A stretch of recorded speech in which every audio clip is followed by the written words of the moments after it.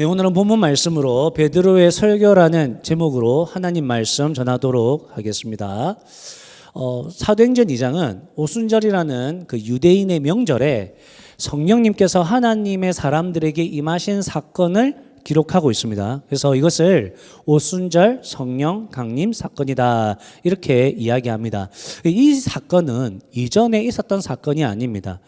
그러니까 이 사건은 새로운 일이 일어났다는 것을 알려주는 사건입니다. 어떤 사건입니까? 교회의 시대가 시작되었다는 것입니다. 좀 더 정확하게 말하면 성령님께서 이끄시는 교회의 시대가 시작되었다라는 것입니다. 그런데 그 모습이 어땠습니까? 예수님의 사람들이 다른 나라의 언어로 하나님께서 행하신 큰 일을 말하는 것이었습니다. 놀라운 일이 일어난 거죠. 만약 우리 중에 갑자기 성령 하나님의 인도하심을 따라서 독어를 이야기하고 중국어로 기도를 한다면 다들 얼마나 놀라겠습니까? 말하는 사람이나 듣는 사람이나 깜짝 놀랄 것입니다. 그런데 그런 일들이 일어난 것이죠. 이것을 방언이라고 합니다. 방언. 여기서 방언이라는 것은 외국어를 말하는 것입니다. 사도행전 2장 9절에서 11절에서는 이 외국어가 어느 지역의 언어였는지를 알려주고 있습니다. 지금으로 따지면 이라크, 이란, 터키, 이집트, 리비아, 로마 지역의 언어였습니다. 예수님의 사람들이 이 지역의 언어를 말했다는 것은 지금 그 자리에 그 지역의 사람들이 모여 있다는 것을 알려주는 것이죠. 그러니 그 지역에 있는 사람들이 얼마나 놀랐겠습니까?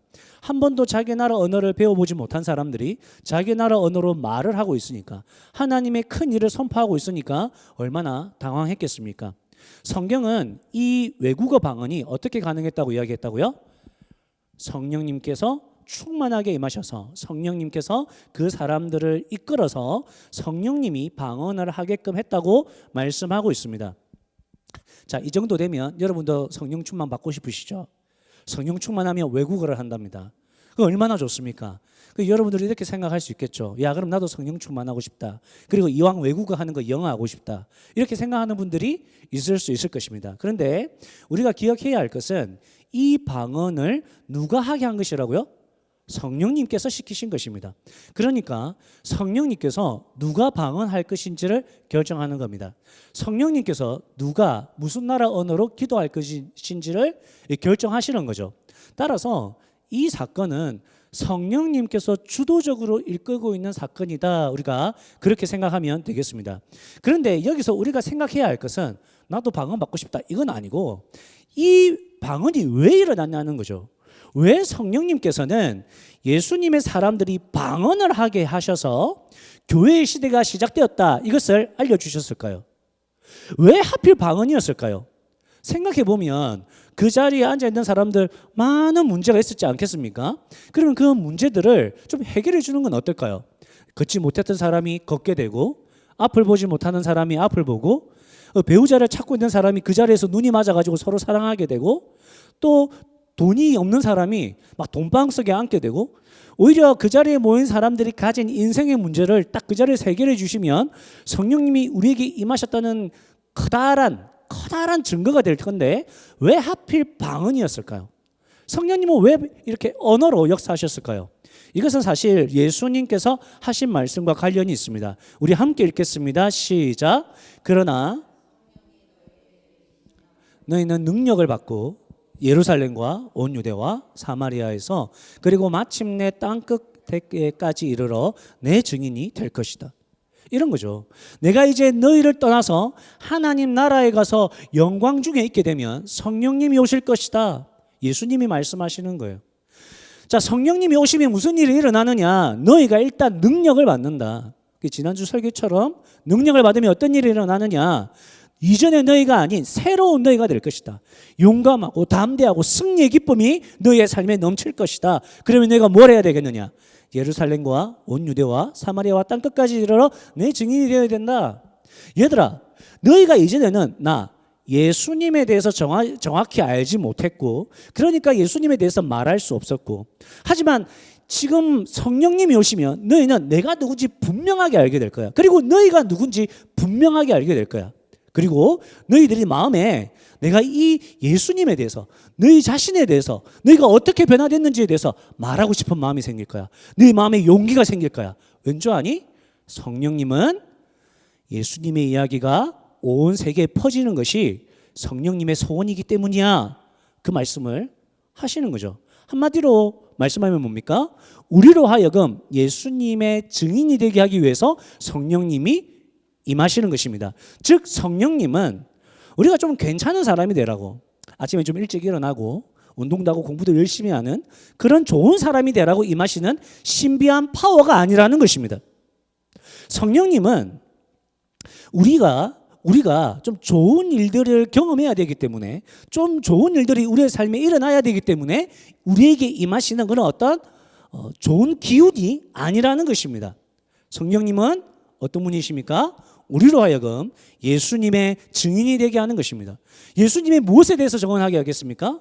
예수님이 누구신지, 예수님이 왜 죽으셨는지, 예수님이 왜 다시 살아나셨는지, 그것에 대해서 증인하게 하는 것입니다. 따라서 예수님의 사람들이 성령님으로 충만하여서 성령님께서 시키시는 대로 방언을 말했다는 것은 무엇입니까?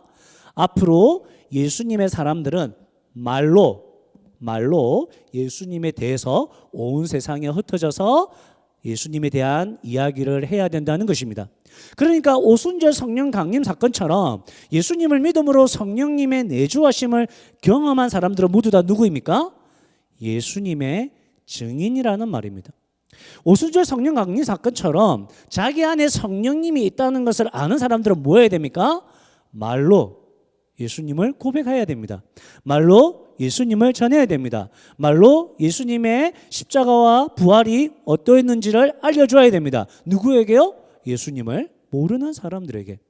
그래서 오늘 본문에 보면 베드로가 입을 열어서 하나님께서 행하신 일들을 담대하게 말하고 있습니다. 뭐라고 말하고 있습니까? 이 오순절 성령 강림 사건은 하나님의 말씀의 성취입니다 라고 이야기하는 거죠.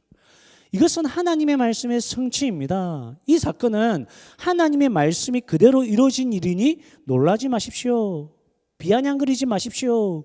베드로가 왜 이런 이야기를 하냐면 이 방언 사건을 보고 어떤 사람들은 뭐라고 합니까? 이게 무슨 일이야? 우리 중에 기도하는데 막 외국어가 튀어나오고 막 사람들이 뭐 샬라샬라 하고 기도하니까 어떻습니까? 놀라는 거죠. 이게 어찌 된 일이냐? 놀랐습니다. 그리고 또 어떤 사람들은 이 방언을 들으면서 저것들아 아침부터 술 처먹었어. 술 먹었다고 이야기를 하는 겁니다. 쉽게 말해서 거기 모인 사람들이 이 신비한 현상에 대해서 혼란스러웠던 겁니다. 그래서 베드로가 이 일에 대해서 분명하게 해석하기 위해서 말을 하기 시작하는 겁니다. 뭐라고요? 일단 이 사람들은 술에 취한 게 아닙니다. 지금 시간이 몇 시입니까? 아침 9시입니다. 누가 아침 9시에 술을 먹습니까? 물론 낮술이라는 게 있죠. 낮술이라는 게 있지만 여기 모인 사람들은 낮술하는 사람들이 아닙니다. 그럼 이 사건은 뭡니까? 이 사건은 하나님의 말씀의 성취입니다 하면서 이제 그러면서 베드로가 구약 성경에 있는 요엘서 말씀을 시작으로 해서 하나님 말씀을 전합니다. 그 내용을 정리해서 제가 여러분에게 이제 전해드릴 건데, 그러니까 여러분은 이 말씀이 베드로가 그 시대의 사람들에게 했던 말씀으로 들으면 안 되고 베드로가 여러분에게 하는 말씀으로 들으시면 되겠습니다. 베드로의 같은 집안인 배시인 저가 이렇게 이야기할 때 여러분이 이건 베드로가 나한테 하는 이야기구나 이렇게 좀 들으시면 되겠습니다. 베드로가 뭐라고 했다고요? 여러분, 하나님께서 말씀하셨습니다. 하나님께서는 마지막 날에 하나님의 영을 부어주겠다고 했습니다. 여러분, 붓는다는 게 뭡니까? 한 방울 두 방울 떨어뜨리는 게 아니라 쏟아지도록, 우리 안에 차고 넘치도록 하나님의 영을 부어주겠다는 것입니다. 하나님의 영이 우리 안에 부어지면, 하나님의 영이신 성령님이 우리 안에 부어지면 어떤 일이 일어납니까? 우리의 아들과 딸들은 예언을 한답니다. 우리의 젊은이들은 환상을 본답니다. 나이 많은 분들은 꿈을 꿉니다. 뿐만 아니라 하나님의 종이라고 불리는 사람들은 또한 예언을 합니다. 여러분, 이게 무슨 말이죠? 사람들이 예언하고 환상 보고 꿈을 꾼대요. 이게 뭡니까? 하나님의 말씀을 알게 된다는 것입니다. 예언, 꿈, 환상은 구약시대에 하나님의 말씀을 듣는, 하나님의 말씀이 임하는 방법이었습니다. 즉 성령님이 우리에게 부어지면 하나님의 사람들은 나이가 많든 적든, 지위가 높든 낮든, 남자든 여자든 누구든지 하나님의 말씀을 알게 된다는 것입니다. 그 하나님 말씀이 뭡니까? 위로 하늘에 놀라운 일이 있을 것입니다. 그건 뭐냐면 주님의 크고 영화로운 날이 있을 것입니다. 또 아래로는 피와 불과 자욱한 연기가 있을 것입니다. 더불어 해가 변해서 어둠이 되고 달이 변해서 피가 되는 일들이 있을 것입니다. 이게 뭐냐면 하나님의 심판이 있을 거라는 겁니다. 피, 불, 막 어둠이 변하는, 어둠이 임하는 것, 이런 것들은 하나님의 심판이 있다는 것입니다. 여러분, 하나님의 심판이 있을 것입니다. 여러분, 하나님의 크고 영광스러운 날이 있을 것입니다. 여러분, 어디에 있어야겠습니까? 여러분, 지옥의 심판이 있을 것입니다. 여러분, 영원한 천국에 있는 주의 영광스러운 날이 있을 것입니다. 여러분은 어디 있어야겠습니까? 여러분 어디 있어야겠습니까? 당연히 여러분 영원한 천국에 있어야 되죠. 그러면 예수님의 이름을 부르십시오. 예수님의 이름을 부르는 사람들, 예수님을 말하고 예수님을 전하고 예수님을 고백하는 사람들, 그 사람들은 구원을 얻을 것입니다. 그 사람들이 영원한 천국에 들어갈 것입니다. 그러니 오순절 성령 강림 사건은 예수님을 믿게 하려고 하나님께서 말씀하신 성령님을 하나님의 사람들에게 부어주는 사건입니다. 이 자리에 계신 여러분, 이 자리에 계신 여러분, 이 말씀을 한번 들어보십시오. 여러분이 아시는 바와 같이 나사렛이라는 동네에서 자라신 우리 예수님은 하나님께서 여러분을 구원하시기 위해 보내신 놀라운 기적이고 표징이고 증거입니다. 하나님께서 여러분 한 사람 한 사람을 얼마나 사랑하는지 여러분 알고 계십니까? 잘 모르시겠다고요? 예수님을 보십시오. 예수님이 하나님의 사랑을 보여줍니다. 예수님은 하나님이십니다. 예수님은 하늘 영광을 가지신 분이십니다. 예수님은 하나님 아버지와 하나이셔서 하나님 아버지와 떨어질 수 없는 분이십니다. 그런 예수님이 이 땅에 오시고 하나님과 떨어지신다는 것은 인간이 벌레가 되는 것보다 더 비참한 일입니다. 그런데 예수님께서는 이 땅에 오셔서 인간이 되셨을 뿐만 아니라 이 땅에서 버림을 당하셨습니다. 누가 예수님을 버렸습니까? 하나님 아버지이십니다. 누가 예수님을 십자가에 못 박았습니까? 하나님 아버지이십니다. 하나님 아버지께서는 우리의 죄의 문제를 해결하시기 위해서 예수님을 희생제물로 바치셨습니다. 예수님께서 희생제물 되실 때 하나님께서는 예수님을 못 본 채 하셨습니다. 예수님께서 십자가에서 아버지 어찌하여 저를 버리십니까? 할 때 하나님 아버지께서는 그의 귀를 틀어 막으셨습니다. 그의 눈을 감아버리셨습니다. 하나님께서는 예수님이 그렇게 고통스러워 하실 때 그 어떤 액션도 취하지 않으셨습니다. 왜요? 예수님이 여러분의 죄를 대신 사하실 수 있는, 여러분의 죄를 짊어지고 대신 죽으실 수 있는 이 세상의 유일한 제물이 되시기 때문입니다. 예수님이 십자가에서 우리를 대신하여 벌을 받으셔야만 여러분이 구원을 얻을 수 있기 때문입니다. 그렇다면 여러분, 진짜 예수님을 죽인 사람이 누구입니까? 예수님이 하나님께 버림받도록 사고친 사람이 누구입니까? 하나님 아버지께서 누구 때문에 예수님의 그 죽음 앞에서 침묵하셨습니까? 당신 때문입니다. 여러분 때문입니다. 하나님께서 아무것도 아닌 당신을 사랑하셨기 때문입니다. 하나님께서 아무것도 아닌 당신을 하나님의 자녀로 부르셨기 때문입니다. 여러분, 그렇다고 해서 예수님의 인생의 이야기가 여기서 끝나는 게 아닙니다. 예수님께서 우리의 모든 죄악을 감당하셨을 때 하나님께서는 예수님을 죽음의 고통에서 살리셨습니다. 왜냐하면 예수님은 죽음의 세력에게 그렇게 잡혀서 죽으실 분이 아니기 때문입니다. 예수님은 하나님이시고 예수님은 사망과 죽음의 권세를 이기시는 분입니다. 그래서 하나님께서는 예수님을 다시 살리셨고 예수님은 사망과 죽음의 권세를 깨뜨리고 완전한 승리를 이뤄내셨습니다. 여러분, 이것 또한 하나님의 말씀의 성취입니다. 시편 말씀을 보십시오. 다윗이 이 고백을 했지만 이 고백은 예수님에게서 성취가 됩니다.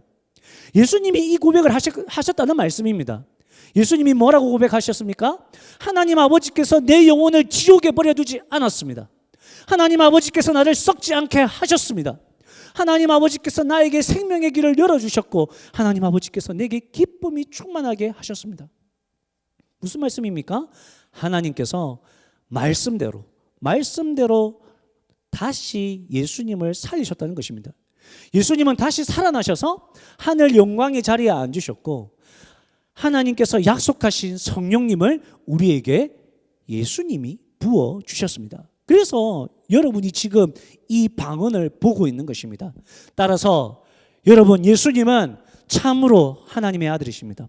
예수님은 참으로 우리의 구원자이십니다. 예수님은 참으로 우리의 인생의 주인이십니다. 여러분, 이 사실을 믿으십니까? 여러분, 이 사실이 믿겨지십니까?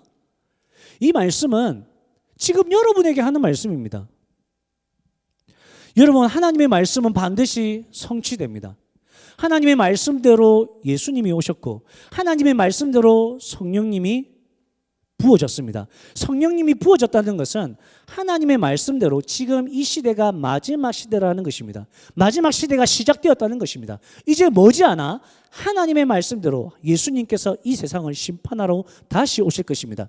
그리고 하나님의 말씀대로 주님의 이름을 부르는 자는 구원을, 주님의 이름을 부르지 않는 자는 지옥의 심판을 받을 것입니다. 여러분, 어떻게 해야겠습니까? 여러분, 어떻게 해야겠습니까? 이 말씀을 들은 2000년 전의 사람들은 마음의 찔림을 받았습니다. 그래서 베드로에게 도움을 요청합니다. 우리가 어떻게 해야 됩니까? 베드로, 우리가 예수님을 죽였습니다. 우리가 예수님을 십자가에 못 박았습니다. 베드로, 우리가 어떻게 해야 됩니까? 베드로가 대답합니다. 회개하십시오. 베드로가 여러분에게 대답합니다. 회개하십시오. 여러분, 회개가 뭡니까? 회개는 방향 전환입니다. 저를 따라하겠습니다. 회개는 방향 전환입니다. 회개는 방향 전환입니다. 방향 전환이 뭡니까? 내가 원래 운전하는 방향으로 가지 않고 유턴을 하는 것입니다. 내가 원래 갔던 방향은 어디입니까? 나를 위한 삶, 나의 이익을 위한 삶, 나의 생각과 뜻에 합당한 방향으로 운전하고 있는 그 삶입니다. 근데 그 삶을 가다가 회개했다는 것은 예수님을 믿고 이제 그 방향에서 핸들을 틀어서 하나님을 위한 삶, 하나님의 이익을 위한 삶, 하나님의 생각과 뜻에 합당한 삶으로 방향 전환이 일어났다는 것입니다. 여러분, 회개하셨습니까? 여러분, 회개하셔야 됩니다. 회개하지 않으면 하나님의 말씀대로 심판을 받습니다. 여러분, 회개하면 하나님의 말씀대로 구원을 받습니다. 여러분, 어떻게 하시겠습니까? 회개하시겠습니까? 회개하시기를 주님의 이름으로 축복합니다. 이것이 오늘 우리에게 주시는 첫 번째 메시지입니다. 회개하라. 여러분, 회개하셔야 됩니다. 지금 어디로 걸어가고 계십니까? 어느 방향으로 드라이브하고 계십니까? 정말 하나님의 방향입니까? 여러분, 정말 하나님 자녀의 방향입니까? 회개하셔야 됩니다. 그리고 우리에게 주시는 두 번째 메시지는 하나님의 말씀이 성취되는 그런 삶을 살아가라는 것입니다. 여러분이 어떻게 회개했습니까?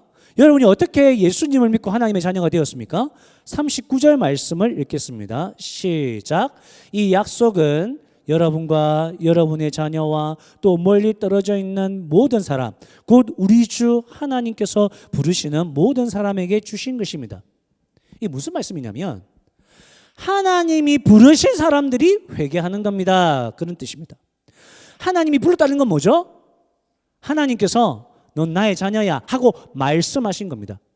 너 내 거야 하고 하나님이 약속하셨다는 것입니다. 여러분, 베드로, 바울, 다니엘, 링컨, 훌륭한 믿음의 선배들, 그들이 어떻게 하나님의 자녀가 되고 쓰임을 받았습니까? 하나님께서 그 사람들에게 내가 너를 불렀고 내가 너를 그렇게 쓰겠다고 말씀하셨고 약속하셨기 때문입니다. 여러분, 우리도 마찬가지입니다. 여러분이 회개하는 것은 하나님의 말씀이 여러분에게 임했기 때문입니다. 근데 여러분이 하나님의 말씀을 떠나서 살아서야 되겠습니까? 하나님께서 여러분에게 주신 약속이 있는데 그 약속을 무시하며 살아서야 되겠습니까? 여러분을 향한 하나님의 말씀, 여러분을 향한 하나님의 말씀 있습니까? 오늘만 해도 벌써 하나님의 말씀 주어졌습니다. 여러분이 누구라고요? 하나님의, 예수님의 증인이라는 것입니다. 그렇다면 이런 말씀이 내게 주어졌다면 나는 예수님의 증인이라는 이 말씀을 받았을 때 정말 그렇게 증인으로 살고자 내 삶에 그 말씀을 끌어당겨 보고 계십니까? 그 말씀이 내 삶에 성취되도록 내가 정말 힘쓰고 애써 노력하고 있습니까? 이거 우리가 한번 곰곰이 생각해 봐야 됩니다. 왜 말씀이 내 삶에 능력이 없는가? 왜 말씀이 내 삶에 성취되지 않는가? 여러분 왜 그렇습니까? 하나님의 말씀을 듣고 하나님의 말씀을 받지만 여러분의 삶에 하나님의 말씀이 이루어지는 것을 거부하고 있기 때문은 아닙니까? 나도 모르게 거부하는 거죠. 부담스러운 거죠. 예수님 영접까지는 했는데 예수님 말씀 내 삶에 임하려고 하니까 싫은 거죠. 하나님의 말씀을 받았지만 못 받은 것처럼, 하나님 말씀을 들었지만 못 들은 것처럼 내 눈과 내 귀를 틀어막고 모르는 척 하나님 말씀이 내 삶 가운데 이루어지는 것을 거부하고 있는 건 아닙니까, 여러분? TV 프로그램 중에 실제 사람들의 삶을 소스로 하는 것들이 있습니다. 뭐 금쪽이나 이혼 숙녀 이런 겁니다. 금쪽이는 아이들의 문제를 해결하기 위해서 만든 프로그램이고, 이혼 숙녀는 진짜 이혼을 생각하는 문제 있는 부부가 나와서 실제로 이혼을 하면 어떻게 되는지, 누가 위자료를 얼마나 받는지, 누가 자녀를 양육할 수 있는지, 그리고 이 부부의 근원, 문제의 근원이 뭔지, 이 관계의 문제를 해결할 수 있는지 고민하는 프로그램입니다. 이런 프로그램에서 이 문제 있는 부부들이나 문제 있는 자녀들을 다룰 때 상담가들이 자주 쓰는 표현이 있습니다. 뭔지 아십니까? 이 집안에는 기준이 없어. 이 부부에게는 지출 기준이 없어. 돈을 쓰는 기준이 없어. 이 부모님은 자녀를 양육하는 기준이 없어. 여러분, 기준이 없으니까 어떤 일이 일어나죠? 나는 문제가 없는데 우리 남편 문제가 많아. 내가 이 남편 문제 많은 걸 세상에 까발릴 거야. 상담사들은 분명히 내가 불쌍하다고 할 거야. 또는 우리 아이는 정말 문제가 많아. 아마 상담사들도 우리 아이들을 못 고칠걸? 나는 잘하고 있어. 우리 아이가 문제야. 그렇게 해서 출연을 합니다. 상상을 초월하는 사람들이 나옵니다. 자기가 배우자를 때리고 욕을 하고 집안 화장실도 못 쓰게 하는 그런 학대를 해놓고서는 자기가 피해자라고 하는 거예요. 자신의 꿈을 이루겠다고 자기가 하루 종일 유튜브 촬영하고, 부모님 이미 다 컸는데도, 자녀가 있는데도 불구하고 부모님 카드 빚내가지고 부모님이 그 신용불량자가 되는 그런 위기 상황에 처하게끔 해놓고, 남편과 자녀는 돌보지 않으면서 자신은 자신의 삶이 억울하다고 이야기하는 거예요. 왜요? 자기의 기준이 자기 자신이기 때문입니다. 자기가 자기 자신 삶의 기준이 되면 어때요? 내가 법이지. 내가 말하는 게 법이고 내가 생각하는 게 맞는 거죠. 그러니까 다른 사람이 말하는 것과 다른 사람의 모습은 내 눈에 안 들어오는 거예요. 근데 그런 사람들을 보고 있으면, 아, 저 사람들은 나중에 이런 말을 합니다. 난 몰랐어요. 내가 저랬구나. 난 몰랐어요. 아닙니다. 귀를 틀어막고 있습니다. 눈을 감고 있습니다. 자기 자신의 모습을 안 보려고 합니다. 자기 자신의 그 소리를 안 들으려고 합니다. 너 문제 많아. 이런 소리를 절대 듣지 않습니다. 모르는 척 하는 거죠. 자신의 실제 모습에 대해서 모르는 척 하는 것입니다. 여러분, 우리가 그래서는 안 됩니다. 우리의 눈과 귀를 어둡게 해서는 안 됩니다. 우리도 잘못하면 하나님의 말씀을 모르는 사람들처럼 살 수 있습니다. 말씀은 듣고 알고 있지만 실제로 그렇게 살지 않으면서 나는 하나님의 말씀대로 산다고 착각할 수도 있습니다. 여러분, 그래서 우리가 성령님을 의지하고 말씀을 들어야 됩니다. 그래서 우리가 성령님을 의지하여서 기도해야 됩니다. 하나님 아버지, 하나님께서 저에게 하실 말씀이 무엇입니까? 하나님, 저를 향하여서 어떤 약속을 하셨습니까? 제가 어떻게 살기를 원하십니까? 제가 어떤 결정을 하길 원하십니까? 이 시간 하나님 말씀 들을 건데 깨닫게 해주십시오. 이 시간 하나님 말씀 읽을 건데 알게 해주십시오. 그리고 말씀대로 순종하게 해주십시오. 하나님의 말씀이 내 삶의 기준이 되어서 하나님께서 나에게 하신 말씀과 약속이 내 삶에 그대로 성취가 되어질 수 있도록 하나님 역사하여 주시옵소서. 여러분, 그것이 우리의 기도가 되어야 할 것입니다.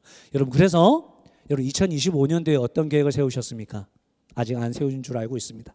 그래서 제가 준비해 왔습니다. 여러분의 2020년 로고, 2025년을 한번 하나님 앞에 온전히 한번 드려보시지 않으시겠습니까?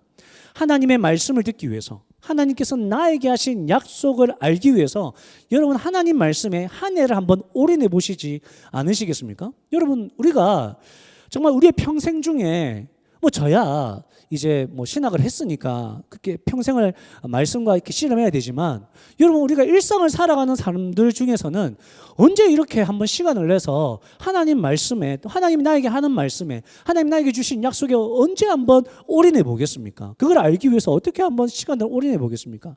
이렇게 밴쿠버에 있을 때 여러분 이렇게 젊을 때 은퇴하고 이렇게 삶에 좀 여유가 있다고 생각이 될 때 내가 조금 내 삶을 조정할 수 있을 때 이때 아니면 언제 우리가 또 하나님의 말씀과 약속을 나의 삶에 어떤 것이 있는지 알기 위해서 고민해 보겠습니까? 여러분 그렇다고 해서 말씀만 봐라 이런 건 아니죠. 우리가 일반적으로는 어때요? 여러분 하루를 시작할 때 성경 한 장 읽고 기도하고 시작하시죠. 그죠? 뭐 보통은 이렇게 한 30분 이렇게 빼고 하나님께 드리고 시작하지만 2025년은 이제 조금 더 많이 드려보자 이겁니다. 우리가 다른 때는 뭐 내가 읽을 책도 있고 내가 다른 여가 활동 뭐 즐길 것도 있겠지만 2025년에는 다른 책 말고 성경책만 한번 읽어보자는 겁니다.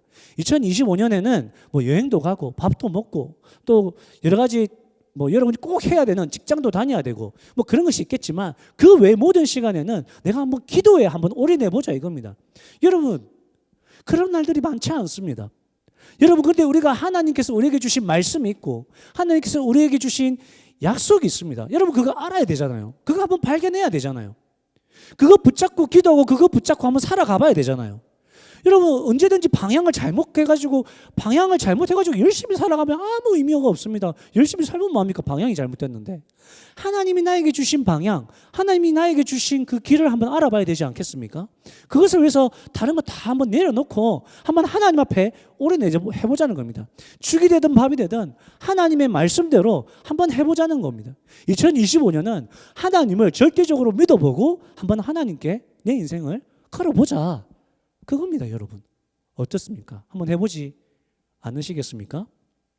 여러분, 자신이 하나님께 정말 제대로 드린 것이 없다고 부끄럽게 여겨주시는 분이 있다면 여러분 이거 2025년만이라도 한번 도전해 보십시오. 여러분 자신의 삶이 불안하고 내가 내 삶에 의문이 있어서 정말 어떻게 살아야 될지 모르는 분들 어차피 어떻게 살아야 될지 모르는데 다 내려놓고 하나님 앞에 한번 올인해 보십시오. 하나님의 말씀에 하나님 앞에 기도하는 것에 그리고 그 말씀을 붙잡고 기도하고 그 말씀이 내 삶에 이루어지도록 하는 것에 거기 한번 올인해 보십시오. 여러분 정말 여러분이 깨닫지 못하고 알지 못했던 놀라운 일들을 하나님께서 여러분의 삶 가운데 보여주실 것입니다. 인생의 그 많은 그런 기적과 같은 일들이 성경에 나오는 이야기 아니고 어떤 유명한 사람의 이야기가 아니고 여러분의 이야기가 되도록 하나님께서 분명히 이끌어 주실 것입니다. 여러분 원화업계는 여러분의 삶의 주인 되시고 여러분의 삶의 진정한 구원자 되시는 그 하나님께 정말 한번 여러분의 자신을 올인하여서 그분의 말씀을 듣고 그분의 약속을 받고 그 약속을 붙잡고 살아감으로 여러분의 삶에 하나님의 말씀이 성취되어지는 그런 놀라운 은혜의 역사가 여러분이 되시기를 주님의 이름으로 축복합니다.